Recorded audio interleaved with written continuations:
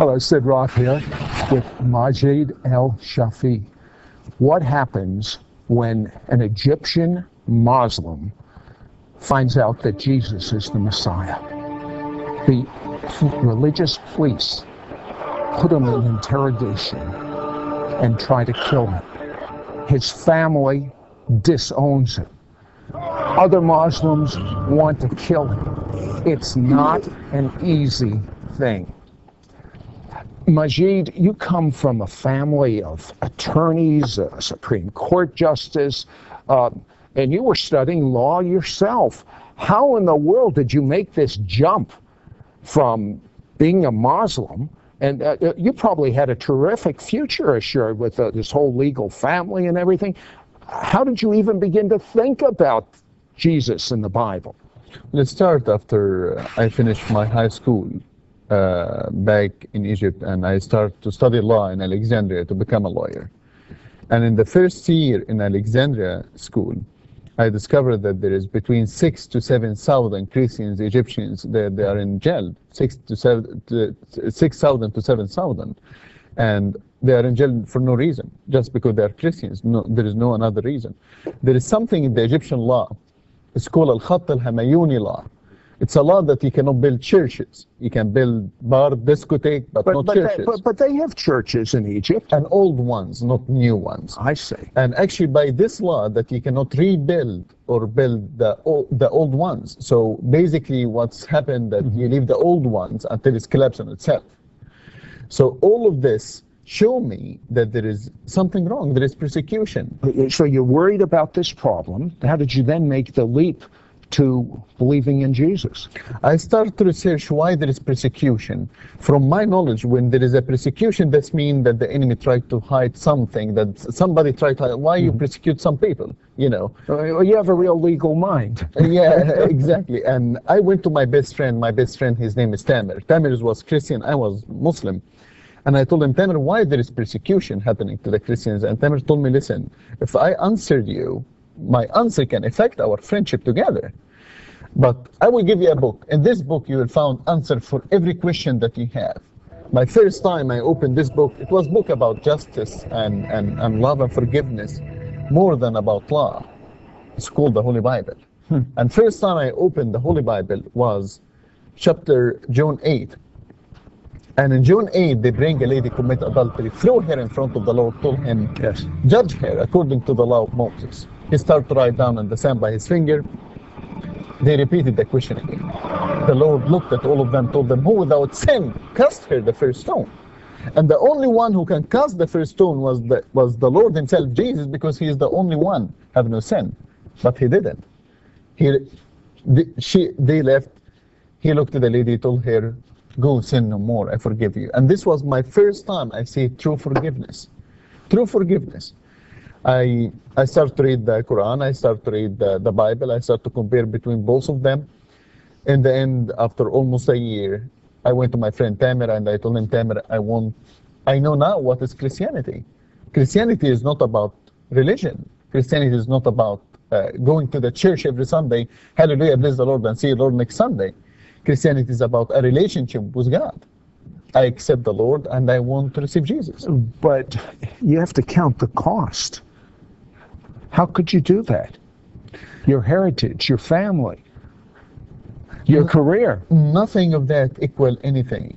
If you know that your soul in the end will end in hell. Okay, you started an organization to help the Christians in prison and the rights for Christians. Yes. And how large did the organization become in Egypt? Well, we started by 7 members, and after that we ended in 2 years, 24,000. 24,000? In one. Okay, then he writes a book about what he believes, and he gets arrested. What happened when you got arrested? August 15, 1998. 1:30 in the morning, I heard knock on my door. I went to open the door. An officer asked for a name. I told him, a gentleman asked for a name. I told him, nobody here by this name. 2 minutes later, five soldiers, 2 officers, they came, they broke the door, they took me from inside. They put me in the police station. It's called the Zogli police station. It's behind the Egyptian parliament. They told me, we know who you are. We know about the book that you wrote, the organization that you built. One thing we don't know, that who is the rest of your group. I told them, I don't know which group, I don't know which organization, and if you know everything about me, why are you asking me? They told me, you want to play tough? We can play tough together. I told them, tough is my middle name, you have no idea. They took me next day to Abu Zabal jail. Abu Zabal jail, known in the Middle East to hell on earth. And Abu Zabal jail, let me just tell you a few information about the persecution system in the Middle East. As the people listening to us now, they have no knowledge about what's happening. And first, they change your name in the official papers. So if your family or any human rights organization asks about you, you not exist. Really? In the official papers. The officers that they are torturing you, they're always wearing masks. You cannot see their faces. They always call each other by numbers, not by names. And every day was different, the level of torture. So if you stay, day number one, they take this level of torture. If you didn't speak, they take you to higher level. I spent there 7 days. For me, like 700 years. Majid, you said they arrested you because you're living in Egypt, you are Muslim, you're a law student, you start an organization for Egyptians that believe in Jesus. There's all sorts of persecution going on. You write a book. They haul you in. They want the names of the other Christians associated with you. You refuse to tell them. And then, did you know that the torture would be as bad as it was, or did you not know this? Christians is like bag of tea. You don't know how strong they are until you throw them in hot water. So I didn't know, but I expected something like that. Okay, each day they got progressively worse. And is it true that they told you what they were going to do the next day so you would think about it? Yeah, basically. It's a mental thing as well as physical. It's a mental warfare, of course. Day number one, they shave the hair of my head, they put my head in cold and hot water. When I say cold water, it's a frozen water almost. And when I say hot water, there is smoke coming out of it. And they put your head 1 minute here, 1 minute there. After that, they took me back to my cell. They told me, you tell us the name of your friends. I told them, to be honest with you, I didn't take shower for a long time, and I enjoy the cold and hot water. You got chutzpah, that's a Hebrew word, nerve. And I look handsome without hair. And seriously, if you see, I kept the style a little bit. The more that you smile, the more that you show them no fear, they lose their control. Day number two, they carry me, they put me upside down. Half of my body was on the ground, another half was hanging. They burned me by 3 cigarettes, they slashed my back. They beat me by every way possible. In the day number two, the only thing that I can really remember in day number two was the taste and the smell of my blood. They took me back to my cell. They told me, tell us the name of your friends. I told them no. And they told me, do you know what will be your punishment when tomorrow, if you didn't tell us, you're tortured tomorrow? I told them no. They told me that we release 3 dogs to attack you. The 3 dogs trained to attack human beings, to eat flesh.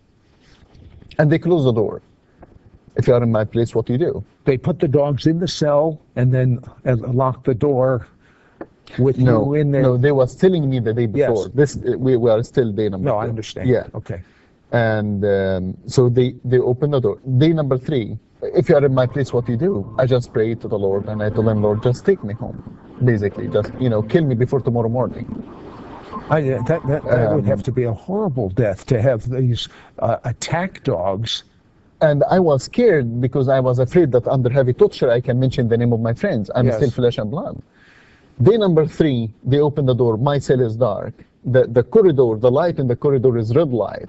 They open the door. You can see the shadow. The 3 dogs getting closer and closer, and you can hear their noise, their voice, the feet. And I went and I sat down in the corner, and I waited for pain and agony, and I covered my face by my own hand. And the dogs get closer and closer and closer, and suddenly I couldn't hear the noise. I couldn't hear their voices. I took my hand away from my face to see what's happened. The 3 dogs sitting around me, none of them attacked. Soldiers and officers start to kick the dogs to attack. Yes, of course. You see, these dogs train to listen to their master, but there is no higher master than Jesus Christ. Long story short.